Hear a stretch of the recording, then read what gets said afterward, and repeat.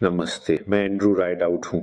मैं डमफ्रीज और गैलोवे के लिए प्रतिरक्षण समन्वयक कार्यरत हूँ। इस वर्ष का फ्लू और कोविड टीकाकरण कार्यक्रम अब अच्छी तरह से शुरू हो चुका है।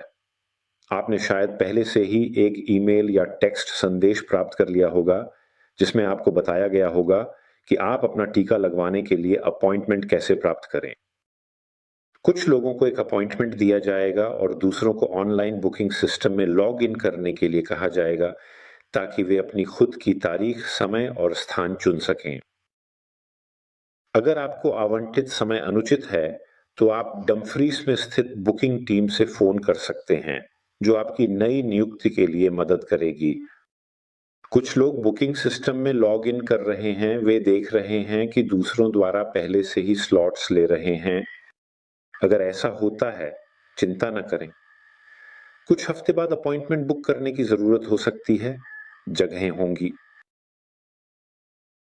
हालांकि हम अभी भी सिफारिश करते हैं कि आप डमफ्रीज और गैलोवे में उपयुक्त होने पर सभी टीकाकरण लें और इसे अपने डॉक्टर से परामर्श करें। पिछले कुछ वर्षों में हमें सभी दबावों के बावजूद हमने सबसे खराब मौसम का सामना किया है, और इसका बड़ा हिस्सा हमारी समुदायों में वैक्सीन लगाने वाले लोगों की संख्या के कारण है। लंबे समय तक कोविड विकसित करने वाले लोगों में ज्यादातर टीकाकरण नहीं हुए हैं, गंभीर बीमारी से प्रभावित लोगों में से ज्यादातर। हालांकि हम जो टीकाकरण करवाए हैं, कई कोविड पकड़ चुके हैं, लेकिन यह हल्की बीमारी रही है। हमारे स्वास्थ्य और सामाजिक देखभाल कर्मचारी सेवाओं को चलाए रखने और आपकी सुरक्षा करने का प्रयास कर रहे हैं।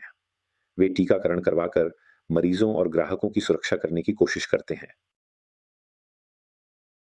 आपने शायद देखा होगा कि इस शरद ऋतु में हमारी समुदायों में कोविड का पहले से ही वृद्धि हो रहा है। टीका पूरी तरह से प्रभावी होने में थोड़ा समय लगता है, इसलिए अपने जग के लिए पंजीकरण करना बहुत जल्दी नहीं है। अब दुर्भाग्य से यह आपको दूसरी टीकाकरणों की तुलना में ज्यादा समय तक सुरक्षा नहीं देता है। तो यदि आपने पिछले में टीकाकरण करवाया है, तो आपको वास्तव में एक और बूस्टर लेना चाहिए, ताकि आपको सर्वोत्तम संरक्षण मिल सके। एक ही समय पर फ्लू जैग लेने से आपको फ्लू से सुरक्षा का सबसे अच्छा मौका मिलेगा, जो हम सामान्य रूप से वर्ष के बाद के समय में और नए साल में बढ़ती संख्या में देखते हैं। जबकि फ्लू और कोविड दोनों हल्की बीमारियां हो सकती हैं, वे दोनों बहुत गंभीर संक्रमण भी हो सकते हैं, और यह कठिन होता है कि क्या आप पहले से ही इन वायरसों को पहचानना।